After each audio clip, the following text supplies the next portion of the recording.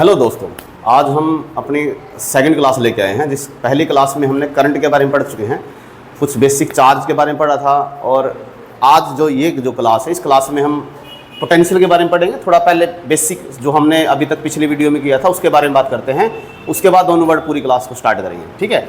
अच्छा, हमने electric charge के बारे में क्या डिस्कस किया था। हमने कहा था कि चार्ज कैसी क्वांटिटी होती है। चार्ज हमें पता है एक मटेरियल की प्रॉपर्टी है जिसकी वजह से चार्ज इलेक्ट्रिक या मैग्नेटिक इफेक्ट प्रोड्यूस कर सकता है। अच्छा, ये जो चार्ज है इसको क्यू से डिनोट करते हैं। ठीक है। और इसकी यूनिट जो होती है, एसआई यूनिट कुलाम होती है। कुलाम से इसकी यूनिट को हम डिनोट करते हैं। कुलाम इसकी एसआई यूनिट है। चार्ज दो तरह का होता है, एक पॉजिटिव चार्ज और एक नेगेटिव चार्ज। दो तरह का चार्ज है, पॉजिटिव चार्ज और नेगेटिव चार्ज।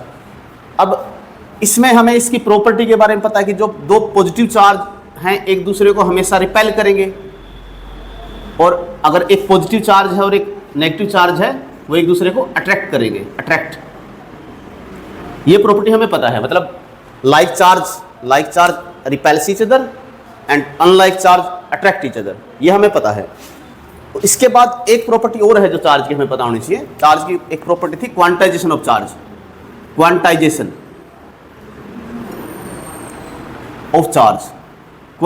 ऑफ चार्ज से हमने ये सीखा था कि जो charge on a body integral multiple of fundamental charge होता है।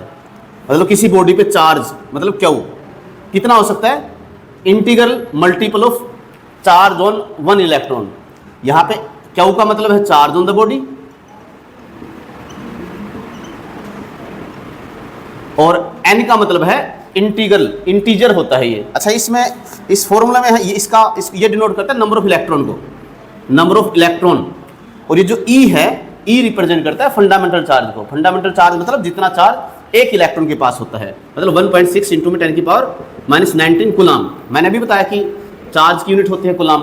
ठीक है। तो हमें इतना बेसिक चार्ज के बारे में पता होना चाहिए। चार्ज क्या होता है, मटेरियल की प्रॉपर्टी है जिससे वो इलेक्ट्रिक या मैग्नेटिक इफेक्ट प्रोड्यूस कर सकता है। अच्छा, चार्ज की यूनिट क्या होती है, कूलम यूनिट होती है, जिसको हम C से डिनोट करते हैं। चार्ज के लिए सिंबल क्या इस्तेमाल करते हैं, क्यू। ये कैपिटल भी हो सकता है, स्मॉल लेटर्स में भी हो सकता है। चार्ज दो तरह का होता है, पॉजिटिव चार्ज, नेगेटिव चार्ज। अच्छा, ये प्रॉपर्टी है कुछ चार्ज की जो हमने डिस्कस की थी कि लाइक चार्ज एक दूसरे को रिपेल करेंगे और अनलाइक चार्ज एक दूसरे को अट्रैक्ट करेंगे। और उसके बाद एक सेकंड प्रॉपर्टी जो ज़्यादा इंपॉर्टेंट है, उसको हम बोलते हैं क्वांटाइजेशन ऑफ चार्ज। मतलब क्यू जो है Ne के बराबर होता है। क्यू का मतलब है यहाँ पे charge on the body, N का मतलब है नंबर ऑफ इलेक्ट्रॉन, और E का मतलब है चार्ज ऑन वन इलेक्ट्रॉन और वन प्रोटॉन। ठीक है। इतना बेसिक था, हमने चार्ज के बारे में पढ़ा था। इसके बाद हमने पढ़ा इलेक्ट्रिक करंट के बारे में कि इलेक्ट्रिक करंट क्या होता है। इलेक्ट्रिक करंट के बारे में हमने क्या पढ़ा, इलेक्ट्रिक करंट क्या था। अगर इलेक्ट्रिक करंट की बात करें, इलेक्ट्रिक करंट को I से डिनोट करते हैं हम। अब इसमें कैपिटल I हो सकता है, स्मॉल लेटर में हो सकता है, कोई दिक्कत नहीं है। ये होता क्या है, हमने डिस्कस किया था कि rate of flow of charge को, rate of flow of charge, इसको बोलते हैं is called electric current.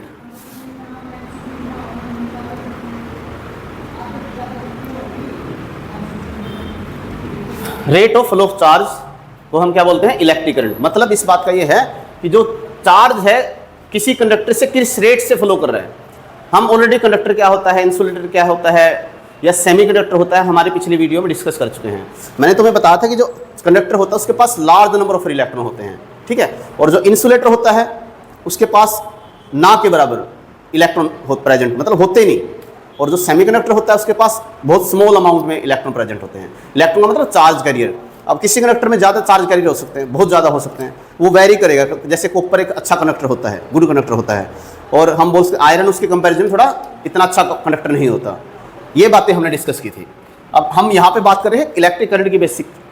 Electric current क्या होता है कि करंट, ये जो चार्ज है किस रेट से फ्लो हो रहा है। इसकी जो फॉर्मूला हमने पढ़ा था, फॉर्मूले के बारे में हमने ये पढ़ा था कि I = QT, क्यू बाई में टी, I = क्यू बाई में टी। ये इलेक्ट्रिक करंट का फॉर्मूला होता है। क्यू का मतलब यहाँ पे चार्ज से है और टी का मतलब यहाँ पे टाइम से है। ठीक है, ये ही इस डेफिनेशन को जस्टिफाई कर रहा है कि rate of flow of charge अब इसमें ये फॉर्मूला हम ऐसे लिख सकते हैं, क्या इक्वल टू आई टी, क्या इक्वल टू आई टी। अब यहाँ से चार्ज की वैल्यू हमारे पास आ जाएगी, या इस फॉर्मूले को हम ऐसे लिख सकते हैं, हमें अभी पता था कि क्या बराबर है एन ई के बराबर होता है, ये क्या है क्वांटाइजेशन ऑफ चार्ज है, हमें ये बात पता है। तो हम आई को ऐसे लिख सकते हैं, क्या equal to n e by में टी। ये हमारे पास एक फॉर्मूला बन गया जिससे हम नंबर ऑफ इलेक्ट्रॉन निकाल पाएंगे। अगर हमें करंट के बारे में पता है कि इतने अमाउंट ऑफ करंट किसी कंडक्टर से फ्लो कर रहा है, हमें ये पता है कि इसका इतने टाइम तक फ्लो किया है, ई का हमें ऑलरेडी पता है कि फंडामेंटल चार्ज होता है, इसकी वैल्यू पता है, तो हम यहाँ से एन निकाल पाएंगे। ठीक है।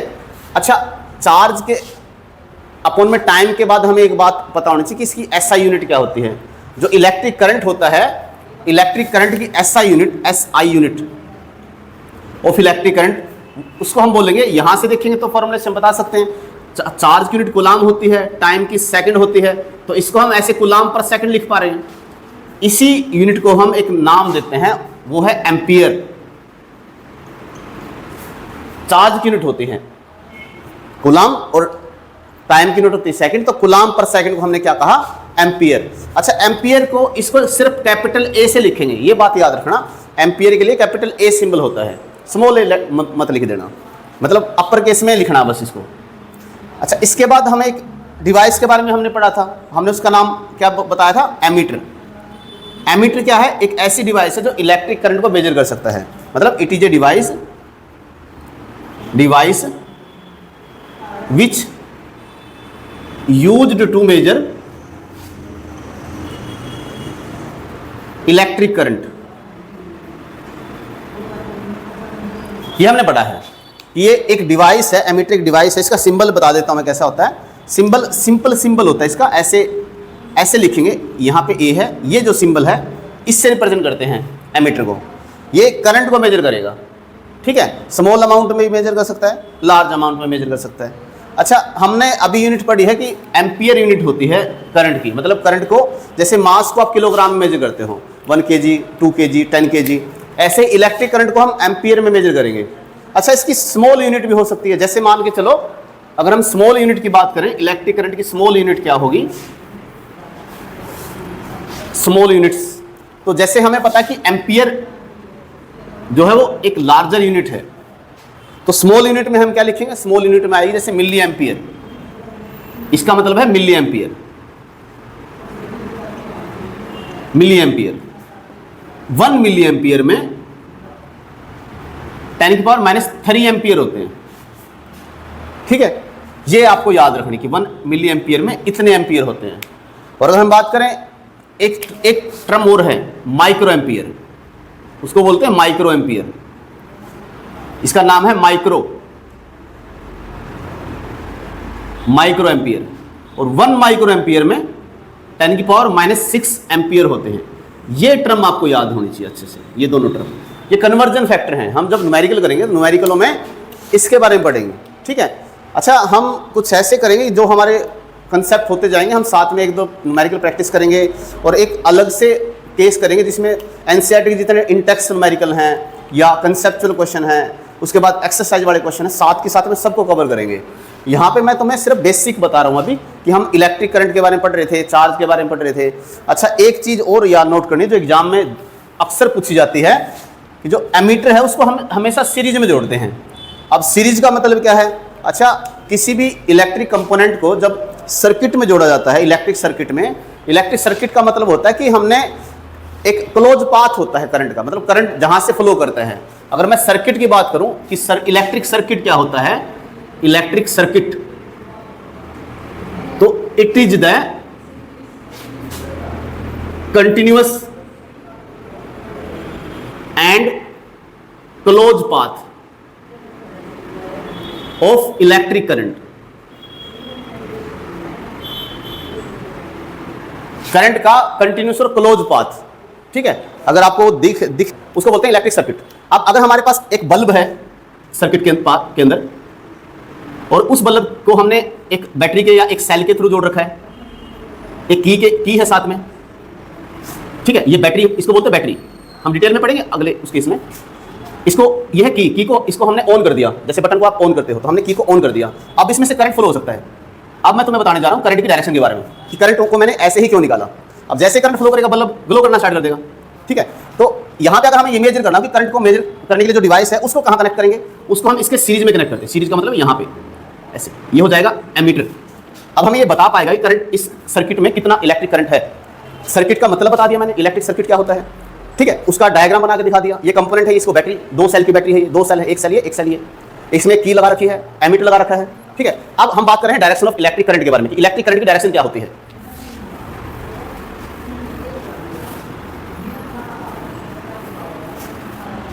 डायरेक्शन ऑफ इलेक्ट्रिक करंट,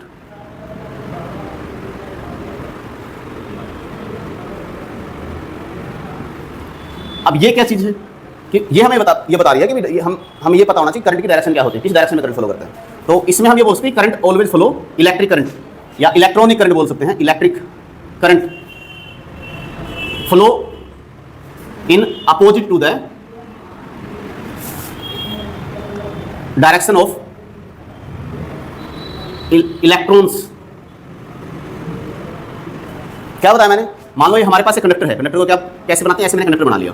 एक कंडक्टर है, कोई भी मटेरियल हो सकता है जो मेटेलिक हो सकता है, मान लो एल्यूमिनियम है, आयरन है, कोई भी किसी भी तरह का कंडक्टर है। इस कंडक्टर को अगर हम बैटरी से जोड़ेंगे, जैसे वहां पे बल्ब को जोड़ा हुआ है, की लगा देंगे, की को ऑन कर देंगे, तो जो इलेक्ट्रिक करंट है पॉजिटिव या हायर पोटेंशियल से स्टार्ट होकर के और ऐसे जाएगा और लोअर पोटेंशियल की तरफ फ्लो करेगा। मतलब इलेक्ट्रिक करंट कहां फ्लो करता है, हायर पोटेंशियल से लोअर पोटेंशियल। इलेक्ट्रॉन कहां फ्लो करेंगे, इसके अपोजिट, ऐसे। इसीलिए मैंने ये लिखा है। अब आप इस बात को 2-3 तरीकों से लिख सकते हो। एक तो ये लिख सकते हो कि current flow opposite to the direction of flow of electrons, या लिख सकते हो कि current always flow from higher potential, इसको बोलते हैं हायर पोटेंशियल और इसको बोलते हैं लोअर पोटेंशियल। पॉजिटिव टर्मिनल जो है बैटरी का उसको कहा जाता है हायर पोटेंशियल और जो नेगेटिव टर्मिनल है उसको बोलते हैं लोअर पोटेंशियल। तो करंट हायर पोटेंशियल से लोअर पोटेंशियल की तरफ फ्लो करता है, या करंट पॉजिटिव टर्मिनल से नेगेटिव टर्मिनल की तरफ फ्लो करता है। ये बात बताना चाहिए, ठीक है। आप ये 3 बातें लिख सकते हो कि करंट फ्लो, या और लगा के बता दूं मैं, current electric current flow from positive electrode of battery to negative electrode of the battery. Positive से नेगेटिव टर्मिनल की तरफ ट्रैवल करता है, मतलब मूव करता है। हमने अभी तक क्या पढ़ लिया, हमने देखो चार्ज के बारे में बात की है, चार्ज क्या होता है, उसकी प्रॉपर्टी क्या है, उसके टाइप क्या है, ठीक है, उसकी यूनिट क्या है। उसके बाद हमने क्वांटाइजेशन ऑफ चार्ज में क्या इक्वल टू एन वाला फॉर्मूला पढ़ा है। उसके बाद हमने इलेक्ट्रिक करंट के बारे में बात की कि इलेक्ट्रिक करंट क्या होता है, rate of flow of charge को इलेक्ट्रिक करंट बोलते हैं। इसके बाद हमने क्या पढ़ा है कि उसकी यूनिट क्या होती है, उसकी अलग अलग स्मॉलर यूनिट्स के बारे में पढ़ा, मिली एम्पियर, माइक्रो एम्पियर। उसके बाद हमने क्या पढ़ा, इसकी डायरेक्शन के बारे में पढ़ा, इलेक्ट्रिक करंट की डायरेक्शन क्या है। साथ में हमने ये पढ़ा कि एमीटर नाम की एक डिवाइस होती है जिससे हम इलेक्ट्रिक करंट को मेजर कर सकते हैं। ये हमने अभी तक बेसिक डिस्कस किया है। इसके बाद हम बात करते हैं इलेक्ट्रिक पोटेंशियल के बारे में कि इलेक्ट्रिक पोटेंशियल क्या होता है।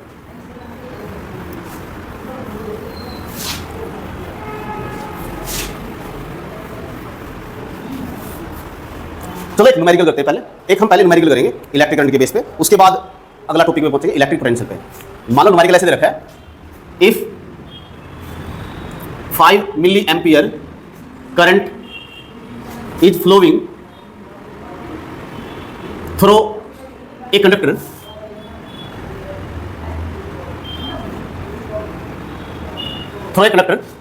फॉर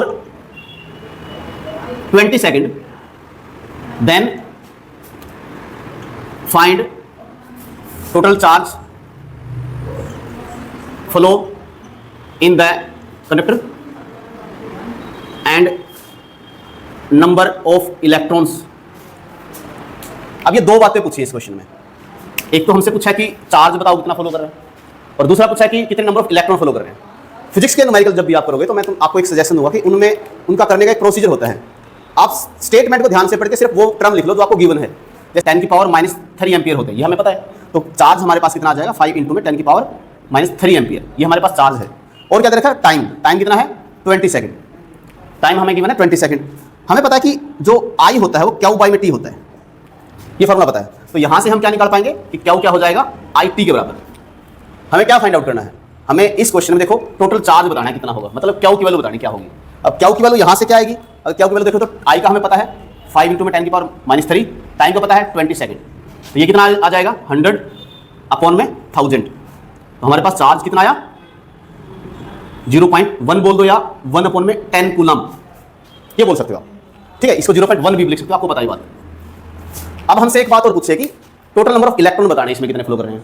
अच्छा, इस क्वेश्चन के लिए हमें ये फॉर्मूला पता है, क्या इक्वल टू NE, ये फॉर्मूला होता है। तो यहां से हम क्या लिख सकते हैं, n किसके बराबर हो जाएगा, n हमारा होगा क्या अपॉन में e के बराबर। क्या की वैल्यू है 1/10, और e की वैल्यू कितनी है, e की वैल्यू होती है हमारे पास, ये अपॉन में e लिखना है तो 1.6 इंटू में 10 की पावर -19। तो जब इसको सोल्व करोगे तो हमारे पास क्या आएगा, देखो ये 1/1.6 इंटू में 10 की पावर -18 लिख सकते हो आप इसको, ये लिखा जा सकता है। यहां से क्या लिखोगे इसको, अगर ये विजिबल नहीं है यहां पे, तो हमारे पास n की वैल्यू क्या आएगी, 1.6 को मैं लिख दूंगा 10/16, 1.6 को लिख दूंगा 10/16 इंटू में, और वो जो 10 की पावर -18 है उसको लिख दूंगा 10 की पावर +18। अगर आपको यहाँ पे कंफ्यूजन हो तो दोबारा एक बार अच्छे से चेक कर लो कि यहाँ पे 10 था, यहाँ पे 10 की पावर -19 थी, तो मैंने इसको क्या कर दिया 10 की पावर -18, ठीक है। अच्छा, ये 1/1.6 था तो इसको मैंने क्या लिख दिया 10/16, 10/16। अब इसको आप सिंपली लिख सकते हो इस टर्म को कि भाई ये 100/16 या 10 की पावर 17 भी हो सकता है।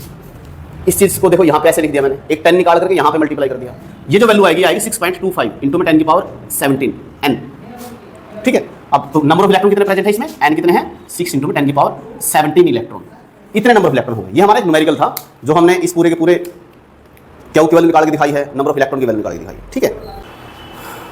अच्छा, अब अभी तक हमने करंट के बारे में पढ़ लिया, चार्ज के बारे में पढ़ लिया, करंट का एक न्यूमेरिकल हमने किया है जो काफ़ी, मैंने अपनी तरफ से एक न्यूमेरिकल ऐसा करवाया जिसमें बहुत सारी चीज़ें इंक्लूड हो गई हैं। तो आप उसको अच्छे से करोगे तो कंसेप्ट क्लियर हो जाएगा आपका, जो कलर का है, करंट का, इलेक्ट्रिक करंट का है। अच्छा, इसके बाद हमें पढ़ना है इलेक्ट्रिक पोटेंशियल के बारे में कि इलेक्ट्रिक पोटेंशियल क्या होता है। इलेक्ट्रिक पोटेंशियल, अच्छा इलेक्ट्रिक पोटेंशियल का सिंबल है वो V होता है, V से डिनोट करते हैं इलेक्ट्रिक पोटेंशियल को। अच्छा, इसमें पोटेंशियल में हम पोटेंशियल डिफरेंस को समझते हैं पहले कि पोटेंशियल डिफरेंस क्या होता है, क्योंकि इलेक्ट्रिक पोटेंशियल को अकेले डिफाइन करना पॉसिबल नहीं है फिजिक्स में, हमें पोटेंशियल डिफरेंस को डिफाइन करना पड़ेगा, उसके बाद हम पोटेंशियल को डिफाइन कर सकते हैं। मतलब पोटेंशियल डिफरेंस दो पॉइंट के बीच का डिफरेंस होता है, एक पॉइंट का अलग पोटेंशियल है, दूसरे का अलग पोटेंशियल, उनके बीच में डिफरेंस। तो कैसे डिफाइन करेंगे potential difference at between two points, potential difference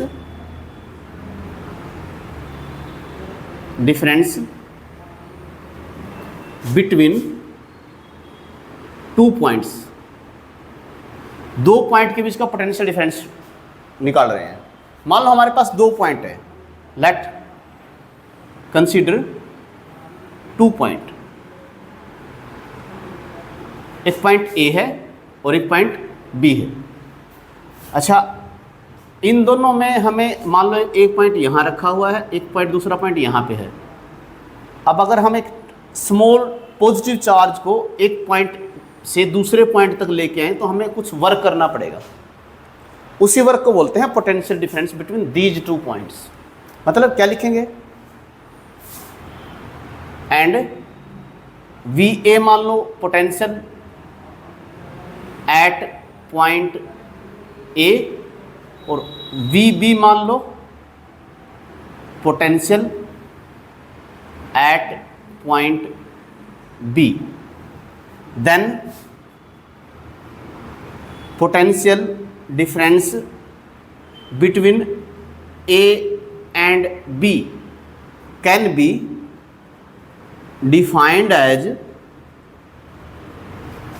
amount of work done, amount of work done in taking a small positive charge,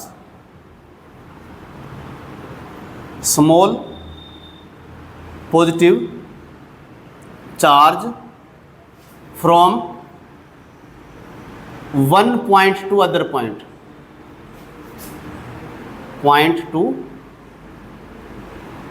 other point। अच्छा, बहुत स्लोली लेके आना इस चार्ज को, बिल्कुल आराम से, बिल्कुल आराम से, बिना स्पीड चेंज किए हुए। मतलब इसमें एक्सीलरेशन प्रोड्यूस नहीं होना चाहिए जब इसको हम लेके आते हैं, ये बात आपको याद रखनी है। तो अब इसको लिखेंगे कैसे, मैथमेटिकल फॉर्म क्या होगी, तो ये जो पोटेंशियल डिफरेंस होगा, पोटेंशियल डिफरेंस मतलब अच्छा ये जो डेल्टा, ये जो सिंबल लिखा है ना ट्रायंगल जैसा, इसको हम डेल्टा बोलते हैं, डेल्टा। इस सिंबल का नाम है डेल्टा। तो ये रिप्रेजेंट करता चेंज को, कि चेंज कितना प्रोड्यूस हुआ, चेंज। तो इसका मतलब हो जाएगा चेंज, पोटेंशियल चेंज या पोटेंशियल डिफरेंस। क्या होगा, किस किस का बीच का पोटेंशियल डिफरेंस निकाल रहे हैं हम। चार्ज को B से A तक लेके आए हैं, तो डिफरेंस कैसे निकाला जाता है, फाइनल पॉइंट में से इनिशियल पॉइंट की वैल्यू को जब सब्ट्रैक्ट करेंगे तो हमारे पास डिफरेंस आ जाएगा। तो हम क्या लिखेंगे इसको, VA माइनस में VB, A के पोटेंशियल में से B का पोटेंशियल घटाएंगे तो इनके बीच का डिफरेंस आ जाएगा, पोटेंशियल डिफरेंस। अब ये किसके बराबर होगा, जितना हमने वर्क किया, मतलब और कहाँ से कहाँ लेके आए हैं चार्ज को, जिस चार्ज को लेके आए हैं मतलब B से A लेके गए हैं मान लो, अपॉन में जिस चार्ज को लेके आए हैं, जो भी चार्ज था। तो ये हमारे पास एक डेफिनेशन आ गई हमारी कि क्या होगा, अमाउंट ऑफ वर्क डन। क्या है, किसके बराबर potential difference, amount of work done in taking, लेके जाने में एक चार्ज को फ्रॉम कहाँ से कहाँ, one point two another point, एक पॉइंट से दूसरे पॉइंट तक जब चार्ज को लेके जाएंगे इस चार्ज को, तो जितना वर्क करना पड़ेगा उसको बोलते हैं पोटेंशियल डिफरेंस। ठीक है, बिटवीन दीज टू पॉइंट्स। ये तो था हमारा 2 पॉइंट का पोटेंशियल, 2 पॉइंट के बीच का पोटेंशियल डिफरेंस। अब हम पढ़ेंगे एक सिंगल पॉइंट का, अगर हमें पोटेंशियल निकालना हो, जैसे हमने लिखा था इलेक्ट्रिक पोटेंशियल, तो electric potential at a point कैसे निकलेगा, उसके लिए समझो कैसे करेंगे।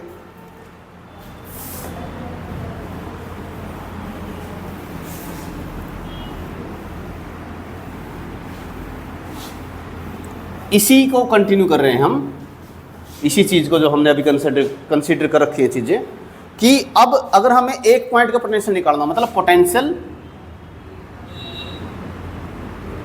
एट ए पॉइंट, अगर एक पॉइंट का पोटेंशियल निकालना हो, तो इसमें मैं तुम्हें एक बात नोट करवा दूं, पहले ही नोट कर लो कि potential at infinity is consider to be zero. ये बात नोट करो। मतलब क्या है कि अगर हम इन्फिनिटी का पोटेंशियल निकालें तो जीरो आएगा। इन्फिनिटी क्या होता है, एक रिलेटिव टर्म है। अगर हम बहुत फार पॉइंट का पोटेंशियल निकालें तो वो क्या हो जाएगा, जीरो। ठीक है, ये बात नोट करनी है आपको। ये एक इंपॉर्टेंट नोट है जो हम अभी पढ़ने वाले हैं, उसकी कंसीडर में। ठीक है, अब पोटेंशियल एट ए पॉइंट निकालना है, ये क्या होगा। अच्छा, इसको ऐसे डिफाइन करो, अगर हमें मान लो इस P पॉइंट का पोटेंशियल निकालना है कि P पॉइंट पे कितना पोटेंशियल होगा, तो आप चार्ज को बहुत दूर, मतलब इन्फिनिटी से लेके आओ। कहाँ से लेके आना है, इन्फिनिटी से। अब इस स्मॉल चार्ज को, स्मॉल पॉजिटिव चार्ज को जब आप इन्फिनिटी से लेके आओगे तो हमें कुछ वर्क करना पड़ेगा। हम इसको जब ऐसे लेके आ रहे हैं तो हमें कुछ वर्क करना पड़ेगा। अच्छा, ये जो वर्क होगा जब चार्ज को हम इन्फिनिटी से इस पॉइंट तक लेके आएंगे, उसी को बोलते हैं पोटेंशियल डिफरेंस या पोटेंशियल एट दैट पॉइंट। कैसे लिखेंगे, potential at a point, potential at a point can be define as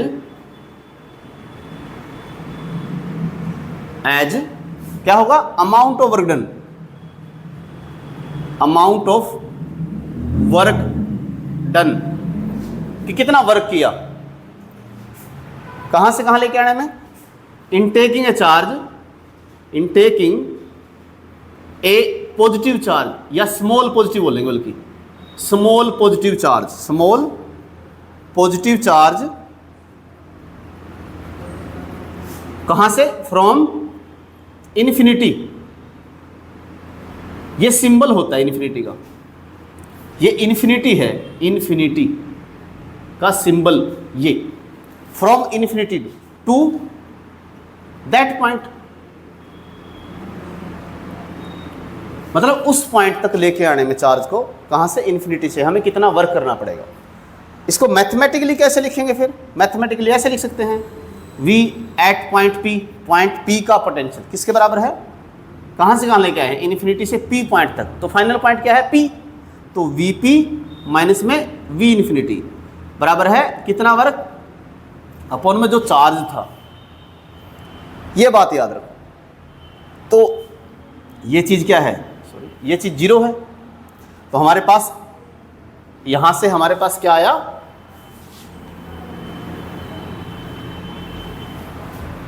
हमारे पास यहाँ से Vp आ गया हमारा W बाई में Q, potential at a point. अब इसमें एक बात याद रखना कि इसकी जो यूनिट है वो क्या होगी। अगर हम SI यूनिट निकालें, स्टैंडर्ड यूनिट निकालें, तो SI यूनिट बनेगी, देखो वर्क की यूनिट होती है बेटा जूल, जूल होती है वर्क की यूनिट, और चार्ज की होती है कुलाम।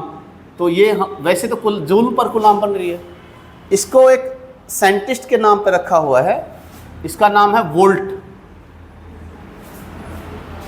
वोल्ट, और इसको V से डिनोट करते हैं, V से ही डिनोट करते हैं।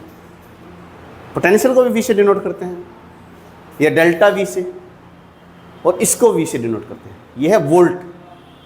अच्छा, अगर हमें यह पता करना हो कि 1 वोल्ट कितनी वैल्यू होगी या 1 वोल्ट किसके बराबर होगी, तो यहाँ से हम ये बात बता सकते हैं इस फॉर्मूले से कि जो 1 वोल्ट होगा वो 1 जूल अपॉन में 1 कूलाम के बराबर होगा।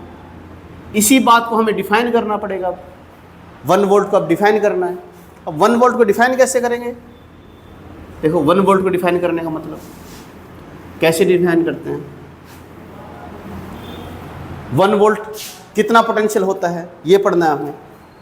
हम लिख सकते हैं कि 1 volt can be define as amount of work done.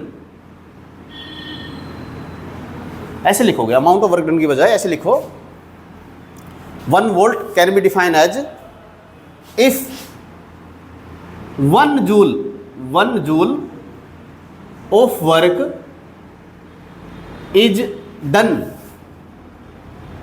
In taking a 1 n coulomb बोल दो, या 1 कूलम बोल दो, 1 coulomb of charge from infinity to a point, या द पॉइंट बोल दो। 1 वोल्ट क्या है, अगर किसी एक कूलम चार्ज को इन्फिनिटी से किसी पॉइंट तक लेके आना है, जितना वर्क होगा उसको बोलेंगे 1 वोल्ट। तो 1 वोल्ट का हमें पता चल गया कि 1 वोल्ट क्या होता है, एक कूलम चार्ज को एक पॉइंट से दूसरे पॉइंट तक लेके आने में अगर 1 जूल वर्क होता है तो हम बोलते हैं कि पोटेंशियल डिफरेंस कितना होगा, 1 वोल्ट। ठीक है, ये तो 1 वोल्ट को डिफाइन करने की बात है। अब एक डिवाइस होती है volt meter, volt meter, volt meter.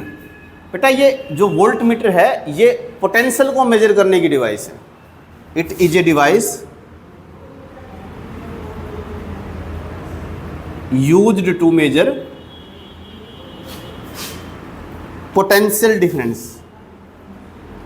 Potential PD का मतलब पोटेंशियल डिफरेंस। वोल्ट मीटर की डिवाइस है जिसमें हम पोटेंशियल डिफरेंस को मेजर करते हैं। ठीक है, अच्छा और इसमें क्या है, पोटेंशियल डिफरेंस को हमेशा मेजर मतलब वोल्ट मीटर से करते हैं, बट एक बात याद रखना, वोल्ट मीटर को हमेशा पैरेलल में कनेक्ट किया जाता है सर्किट में। हमने सर्किट के बारे में पढ़ा था पिछली क्लास में, पिछले वीडियो में हमने ये बताया था आपको कि इलेक्ट्रिक सर्किट क्या होता है। इलेक्ट्रिक सर्किट के बारे में देखो, मान लो हमारे पास ये बल्ब है या कोई रजिस्टर है। अच्छा, इस बल्ब को मैंने एक सेल के साथ जोड़ दिया, एक साथ में की लगा ली। एमीटर को मैंने पिछली क्लास में बताया था कि हमेशा सीरीज में जोड़ा जाता है एमीटर को। ये की है, अभी ओपन है, ये की क्लोज नहीं है, मतलब ऑफ है, ये ऑफ है, ये बटन। ये सेल, एक सेल हो गई। वोल्ट मीटर को कैसे जोड़ेंगे, वोल्ट मीटर को जोड़ेंगे पैरेलल में। अगर इसका पोटेंशियल मेजर करना है तो ऐसे पैरेलल में जोड़ देंगे, ऐसे तो पैरेलल में, ये बात याद रखो। या ऐसे जोड़ दो पैरेलल में, इसको भी पैरेलल में बोलेंगे, ऐसे जोड़ दो, ये भी पैरेलल में, ऐसे दिखाओ, ऐसे दिखाओ, इसको बोलते हैं पैरेलल कॉम्बिनेशन। पढ़ेंगे हम सीरीज कॉम्बिनेशन, पैरेलल कॉम्बिनेशन, बस इतनी याद रखना वोल्टमीटर को पैरेलल में जोड़ते हैं। अभी के लिए इतनी बस याद रखने की जरूरत है। आगे जब हम सीरीज पैरेलल करेंगे रजिस्टर का, उसमें हम डिटेल में पढ़ेंगे कि सीरीज का मतलब क्या होता है, पैरेलल का मतलब क्या होता है। ये तो थी वोल्टमीटर के बारे में बातें।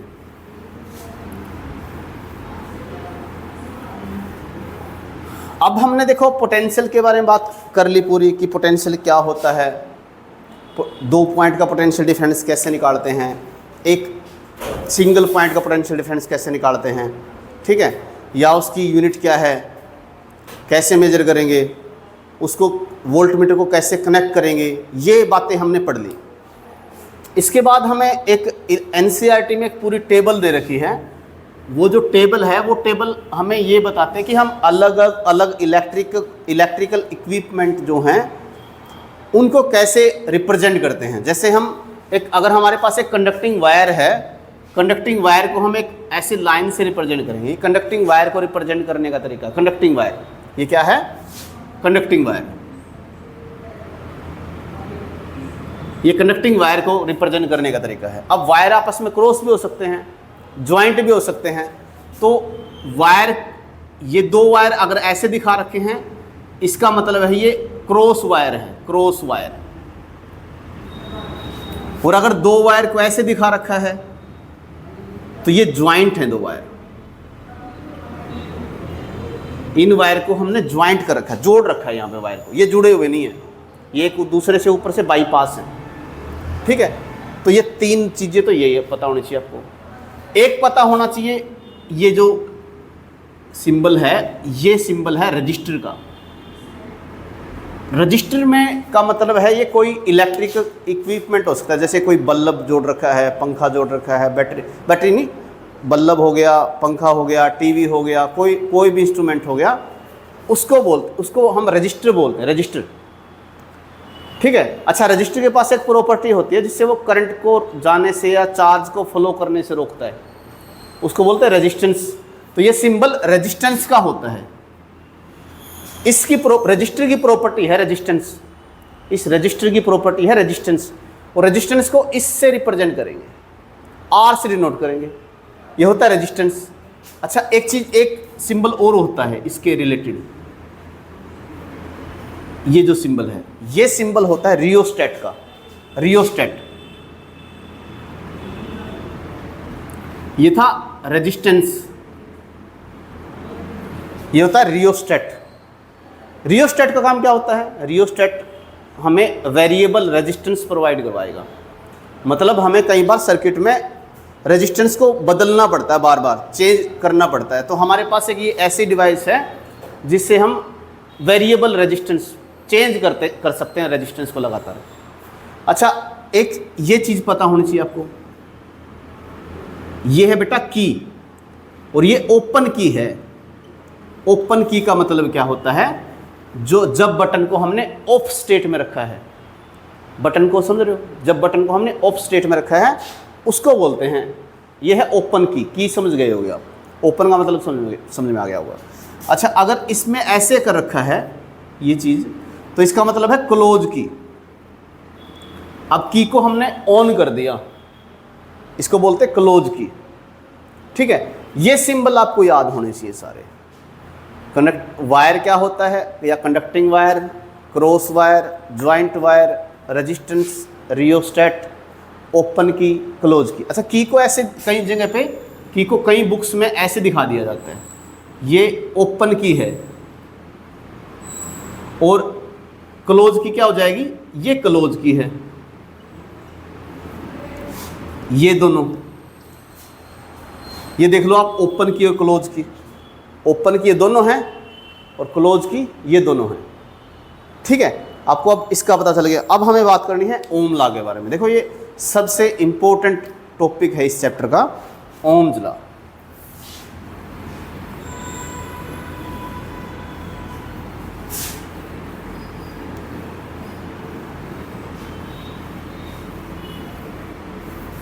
अभी हम स्टार्ट कर रहे हैं ओम्स लॉ के बारे में।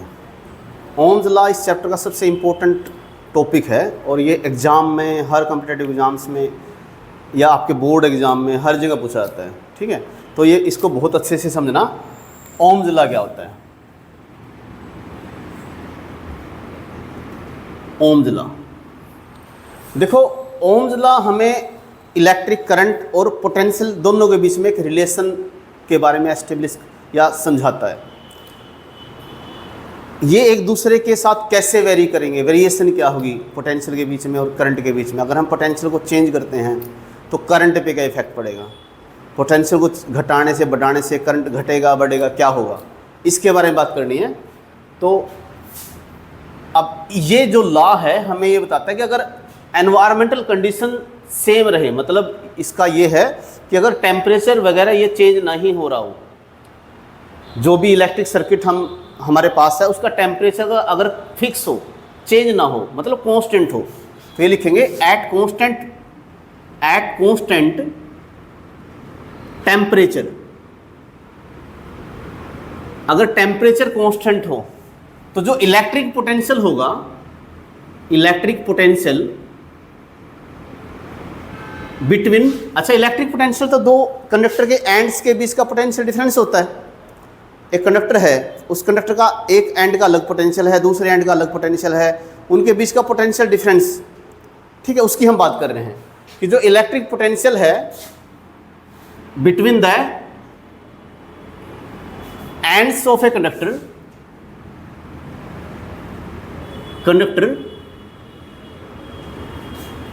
Is directly proportional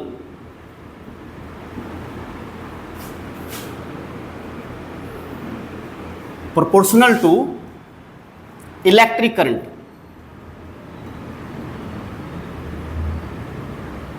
flowing through the conductor।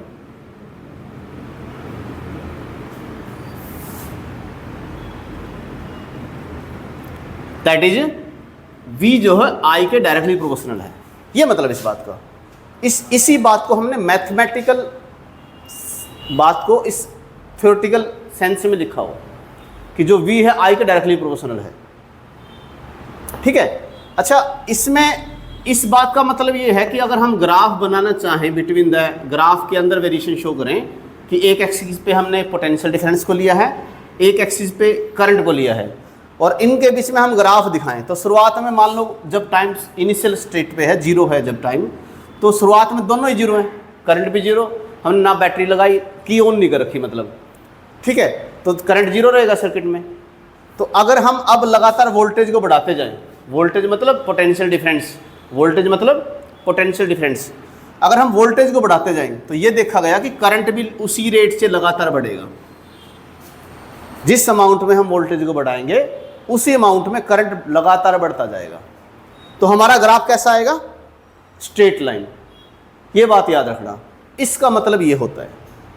ठीक है, अच्छा अब अगर हम इस प्रोपोर्शनल के निशान को हटाते हैं तो हमारे पास एक कांस्टेंट आता है, कांस्टेंट ऑफ प्रोपोर्शनैलिटी। इस कांस्टेंट का नाम है रेजिस्टेंस। आर को क्या बोलते हैं? रेजिस्टेंस। आर को यहां पे कहा जाता है रेजिस्टेंस। अब रेजिस्टेंस क्या चीज है हमें ये थोड़ा समझना पड़ेगा। अगर हम यहां पे देखें कि जो रेजिस्टेंस है यहां से इस फॉर्मूले से, तो हमारे पास ये चीज आ रही है, तो यहां से हमें दिख रहा है कि अगर रेजिस्टेंस ज़्यादा होगा तो ऑब्वियस सी बात है करंट कम हो जाएगा। अगर रेजिस्टेंस ज़्यादा होगा तो करंट कम हो जाएगा। ये बात समझ में आनी चाहिए आपको। मतलब रेजिस्टेंस एक ऐसी प्रॉपर्टी है, किसकी प्रॉपर्टी होगी? ये मटेरियल की प्रॉपर्टी होगी। जो हमने मटेरियल लिया है, हमारे पास कंडक्टर जो भी है, उस कंडक्टर की या उस मटेरियल की प्रॉपर्टी है कि अगर किसी मटेरियल का रेजिस्टेंस ज़्यादा है तो उसमें करंट कम फ्लो करेगा। मतलब जैसे आपके पास दो वायर हैं, एक कॉपर का वायर है, एक एल्यूमिनियम का वायर है। कॉपर के वायर का जो रेजिस्टेंस है वो कम होता है, तो इसलिए उसमें ज़्यादा करंट फ्लो करेगा। और एल्यूमिनियम का जो वायर है, कॉपर के रिस्पेक्ट में उसका रेजिस्टेंस ज़्यादा होता है, इसलिए एल्यूमिनियम में कम करंट फ्लो करेगा। ये मतलब है इस बात का। ठीक है, अच्छा इस यहीं पे एक बात मैं मेंशन कर दूं अगर हम वोल्टेज को चेंज कर दें तो करंट चेंज हो जाएगा, ये हमें पता है, बट रेजिस्टेंस चेंज नहीं होगा। अगर आप V या I में से किसी भी क्वांटिटी को चेंज करते हो तो रेजिस्टेंस पे कोई इफेक्ट नहीं पड़ता। मतलब ये है इस बात का, हमारे पास ये कंडक्टर है एक, हमने एक कंडक्टर ले लिया कोई भी, यहाँ पे एक सेल से जोड़ दिया, की लगा ली, यहाँ पे एक एमीटर लगा लिया, एमीटर जो करंट को मेजर करता है, की को ऑन करते इस सर्किट में करंट फ्लो करेगा, इसकी वोल्टेज मान लो V के बराबर है। अगर हम इसकी वोल्टेज को डबल कर देंगे ना तो इस सर्किट में करंट डबल हो जाएगा।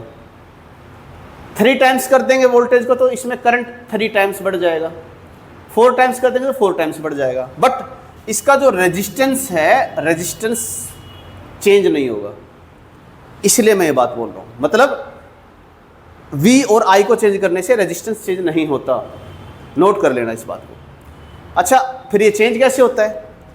अगर हम ये जो वायर है, हमने ये जो कंडक्टर लिया है, ये कंडक्टर किसी और मटेरियल का ले लेते हैं, अगर हम जैसे एल्युमिनियम की बजाय कॉपर होता, कॉपर की बजाय आयरन होता, तो इनको बदलने से रेजिस्टेंस बदल जाता है। तो इसलिए हम बोल रहे हैं कि रेजिस्टेंस क्या है, मटेरियल की प्रॉपर्टी है कि हमने मटेरियल कौन सा लिया है। तो क्या बोलेंगे, रेजिस्टेंस कैसे डिफाइन करेंगे? रेजिस्टेंस क्या होता है? It is the property of material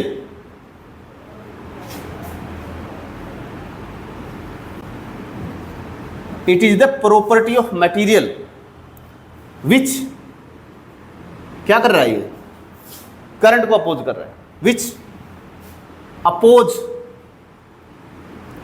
the flow of electric current, जो इलेक्ट्रिक करंट के फ्लो का अपोज करे, या ऐसे बोल दो, और चार्ज जो चार्ज को फ्लो करने से रोके। अब चार्ज का फ्लो अगर रुकेगा तो करंट भी कम हो जाएगा। तो हम इसलिए बोल रहे हैं कि रेजिस्टेंस क्या है, मटेरियल की प्रॉपर्टी है जो इलेक्ट्रिक करंट का अपोज करता है या चार्ज के फ्लो का अपोज करता है, ये रेजिस्टेंस होता है। अब इसकी यूनिट के बारे में बात करें कि इसकी SI यूनिट क्या होती है। SI यूनिट की बात अगर हम करेंगे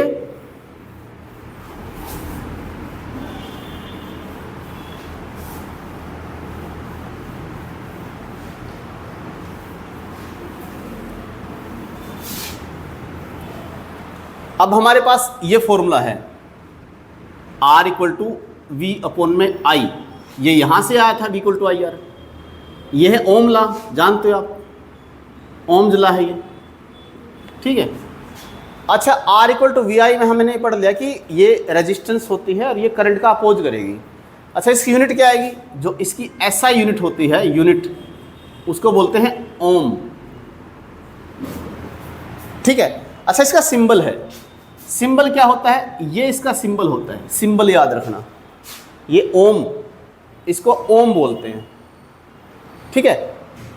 और रेजिस्टेंस के बारे में अगर हम और बात करें, रेजिस्टेंस की एक प्रॉपर्टी तो हमें पता चल गई कि ये करंट का अपोज करेगा, और साथ में इस रिलेशन से जो V और I के बीच में रिलेशन है, हमें ये भी पता चल गया कि इसका जो ग्राफ होगा, VI का ग्राफ V और I के बीच में ऐसा ग्राफ आएगा।